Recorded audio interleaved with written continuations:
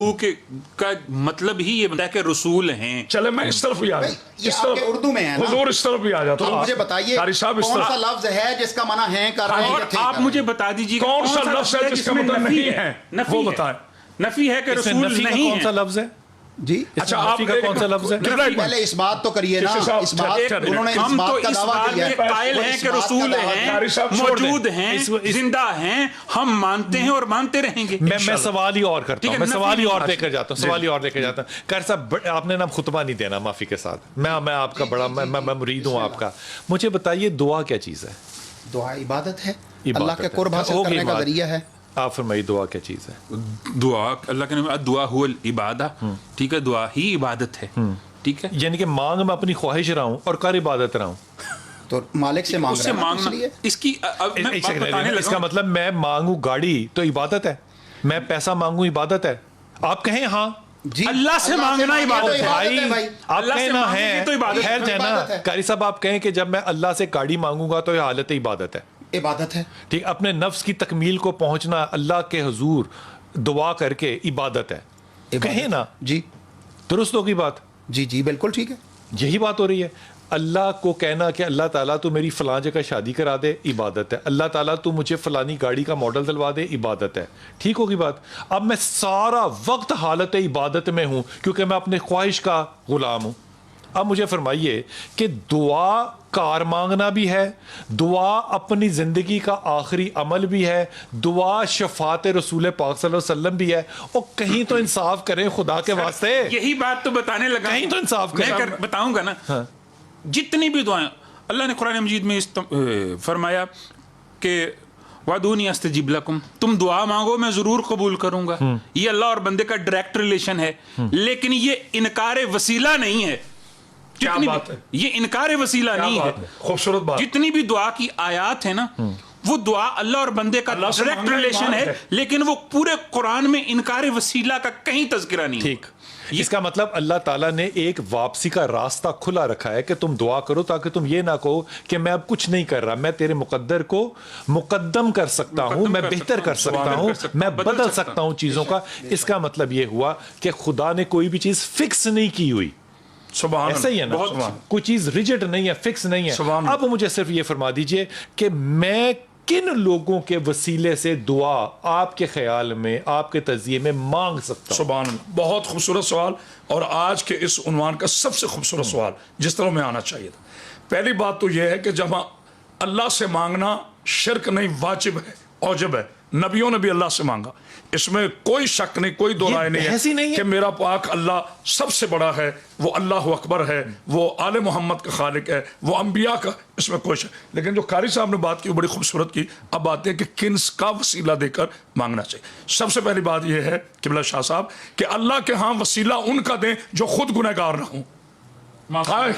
معافی ان کے صدقے میں مانگے جن سے خود خطا نہ ہوئی ہو, جنہوں نے زندگی میں کبھی خود گناہ نہ کیا ہو. اس لیے جب تک ہم فلسفہ عصمت نہیں سمجھیں گے, نشہ ثانی آ گیا. جی اللہ سلامت رکھے, جب تک ہم دلیل چاہیے ہوگی, جی جی دلیل چاہیے ہوگی, دلیل کتاب و سنت سے ہوگی. بے شک بے شک, مجھے اس کی دلیل چاہیے ہوگی, بغیر دلیل کے کتابت نہیں. میں آپ سے عرض کروں ایک بڑی ادب کے ساتھ, حضرت ایک جملہ کہنے تھے پھر آپ کے بتائیں.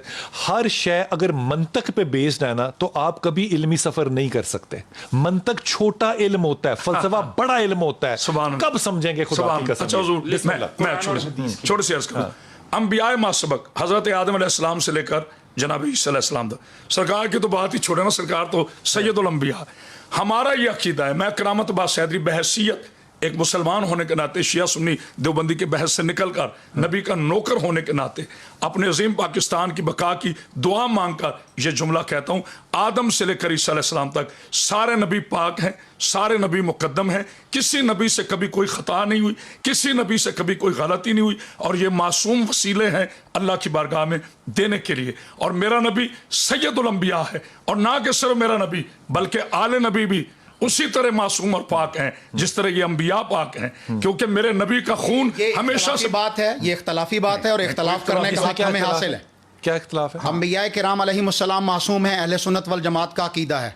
میں عقیدوں کی کہاں بات کر رہا ہوں, ایمان ہے, عقیدوں پہ بات لے کر آ رہے ہیں, نہ کریں یہ جملہ بدل لینا, پھر نہیں غلط آپ ان کی بات کا جواب دیں, آپ اپنی جماعت کو بیچ میں تو نہ لائیں. جماعتیں کہاں سے لے آ رہے ہیں؟ السلام سے لے کر آدم علیہ السلام سے لے کر محمد صلی اللہ علیہ وسلم تک کسی ایک رسول, کسی ایک نبی نے دوسرے نبی کا وسیلہ دیا ہو؟ کہیں نہیں ہے. جس نے بھی مانا, جس نے بھی مانگا ڈائریکٹ اللہ سے مانگا. میں بتاتا ہوں, اللہ کے نبی دعا کر رہے ہیں, اللہ تعالیٰ سے مانگا. وَظَنُّونَ إِذْ ذَهَبَ مُغَاضِبًا فَظَنَّ أَن لَّن نَّقْدِرَ عَلَيْهِ فَنَادَىٰ فِي الظُّلُمَاتِ اللَّا إِلَٰهَ إِلَّا أَنتَ. قبلہ قاری صاحب مجھے یہ بتائیں, سورہ طٰہٰ میں جناب موسیٰ کی دعا موجود ہے, ماشاءاللہ حافظ ہے. جی بولیے, اب بولیے. دعا ہے کہ نہیں؟ جی بولیے. اس میں کہہ رہے ہیں کہ نہیں, اے اللہ وجعلنی وزیر من اہلی, میرے بھائی ہارون کو میرا وسیلہ, میری کمر کا زور بنا.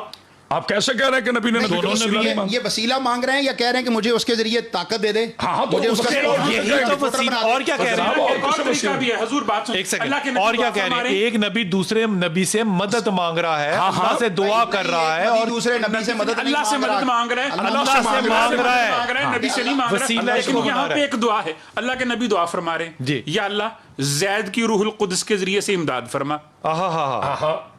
ٹھیک ہے, اب یہ جو دعا ہے اس کا مطلب یہ ہے کہ روح القدس کو وسیلہ بنایا کہ اللہ اس کا امداد کرنے والا بنا دے.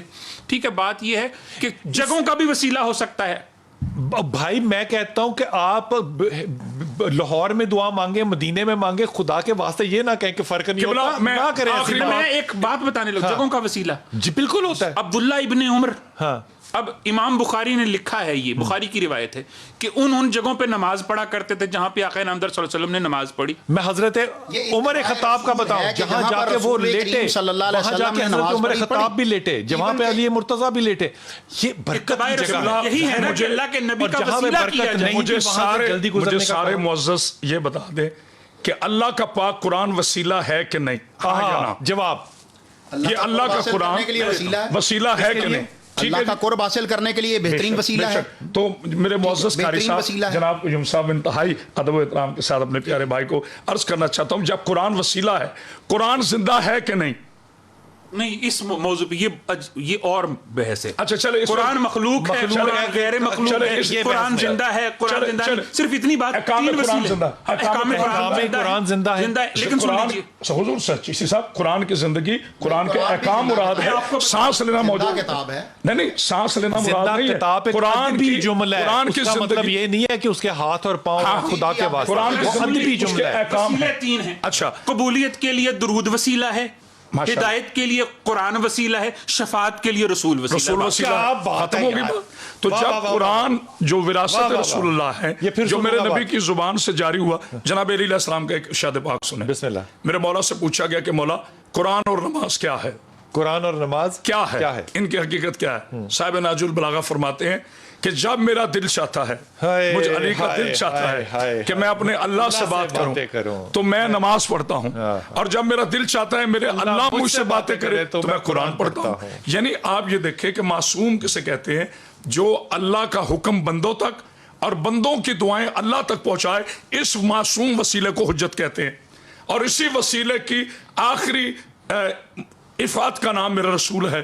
میرا رسول ایک ہی وقت میں اللہ کا حکم بندوں تک پہنچاتا ہے, بندوں کی دعائیں اللہ تک پہنچاتا ہے. اور جناب علی فرماتے ہیں کہ دعا وہ کمان ہے, وہ تیر ہے جس کے بغیر, کمان کے بغیر چل نہیں سکتا.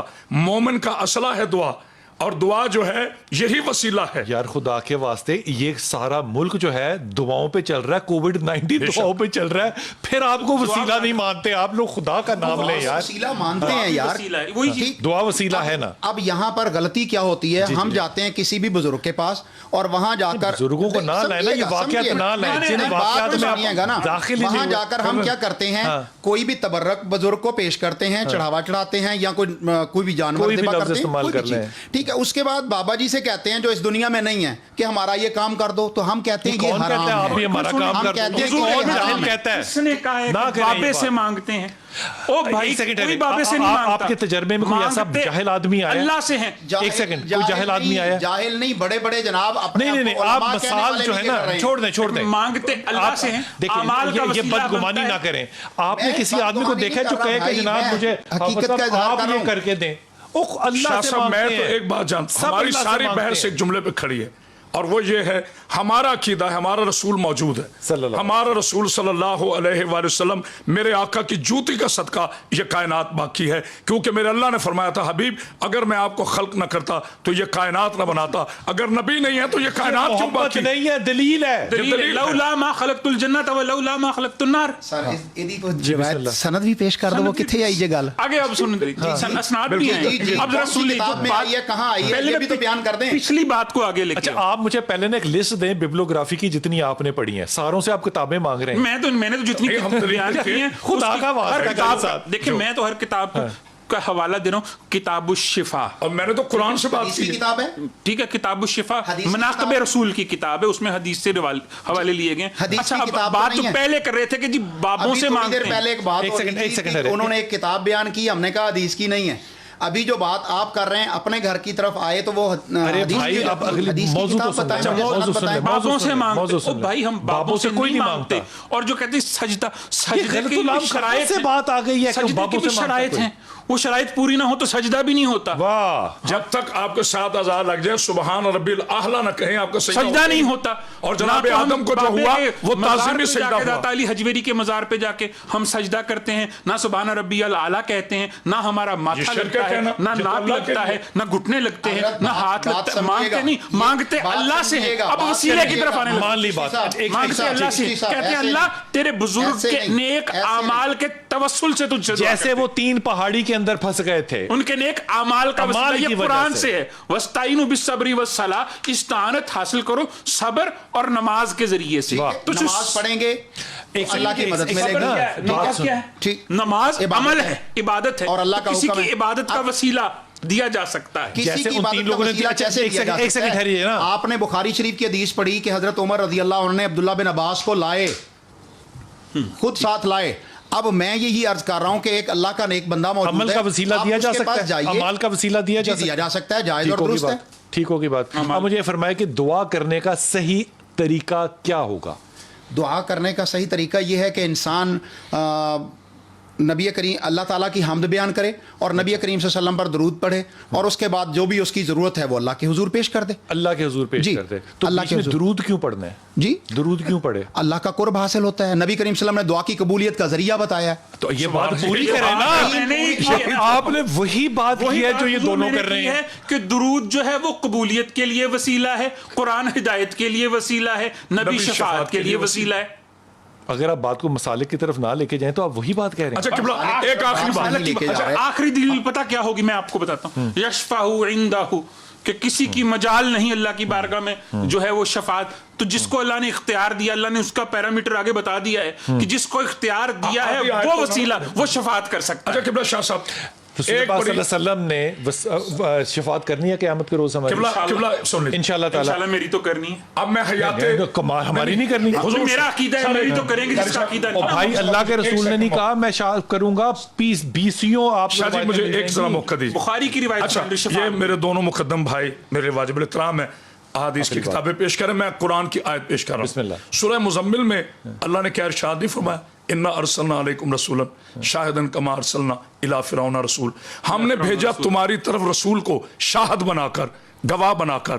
اب میرا سوال یہ ہے کہ میرا نبی ہے گواہ, کس کا گواہ ہے؟ تمام انبیاء کے گواہ, قیامت تک جو حالات ہونے ہیں ان کے گواہ. تو اگر نبی دنیا میں نہیں ہے تو میرے نبی کی 11 ہجری سے لے کے قیامت تک یہ جتنی گواہی ہیں یہ کیسے دیں گے اگر نبی نے دیکھا نہیں؟